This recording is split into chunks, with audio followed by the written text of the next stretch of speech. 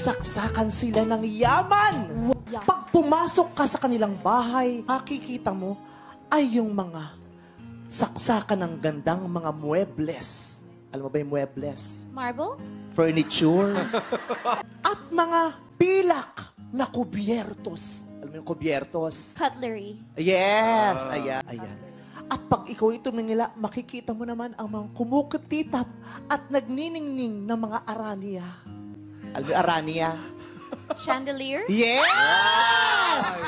Ang kanilang lababo ay gawa sa tanso at ang kanilang inodoro ay gawa sa ginto.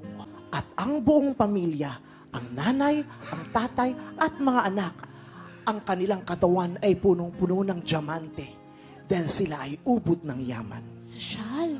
Gusto mo bang malaman kung bakit mayaman ang pamilyang yan? Bakit? At dyan nagsimula ang alamat ng chismis. Kayo Hindi, kapag kilikili maitim. Ay, hindi ako makarelate siya. Ah, okay. Sino ba kasi nagsabi maitim yung kilikili ko? Wala naman. Hindi Oh. man siya black. Ano siya? Gray. Gray. Yung naglalaban yung dumi sa ano. Hindi pa yun. Nahuhugas pa yun eh. Oo. Kasalanan ko ba yun? Hindi, nahuhugas naman yun. Kasalanan ko ba kung lumalaki akong maliit yung t-shirt ko at kumikis-kis yung mangga sa kilikili ko kaya siya umitim? Ganun ba yun? Hindi siya deodorant? Deodorant? Ang ganda-ganda mo, deodorant. Sa deodorant? Ang ganda mo, hindi ka marunong mag-pronounce. At Ano ba dapat? deodorant. Oh! Ikaw nagde-deodorant ka, number 2? Siyempre naman po. Alam mo, wag na, magastos lang. Wala namang maniniwala sa'yo. Pero Ay, ang ganda ng makinis. kilikili. Makinis. Ba't may balahibong pusa, ha? Hindi ka tinutubuan ng makapal na balahibo, no? Ako po. Sino ba kausap ko? Sila ulo ka?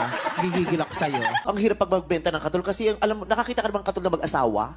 Hindi, ano yun? Pag bumili ka ng katol, magkaganon yun, mag-asawa yun. Oo. Eh pag isa lang ang bibili, naku, dahan-dahan mo pang paghihiwalayin nyo kasi pag naputol, tatalakan ka ng nanay mo. Oh, no.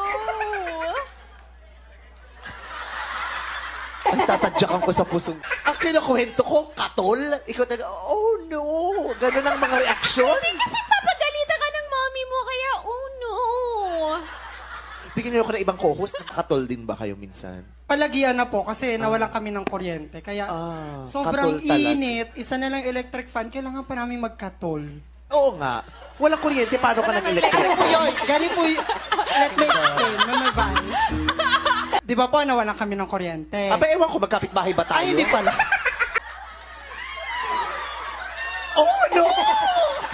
Hindi ka na pa-oh no doon sa langaw. Bilang, ay! Ganun lang siya, nawala yung oh no. Sa rin niya, oh no! At kami nawala ng kuryente. Bakit? Magaling magkabit ng jumper ang tatay ko. Bawal yon. Pag nahuli. Kung buong barangay naman, safe tayo dyan.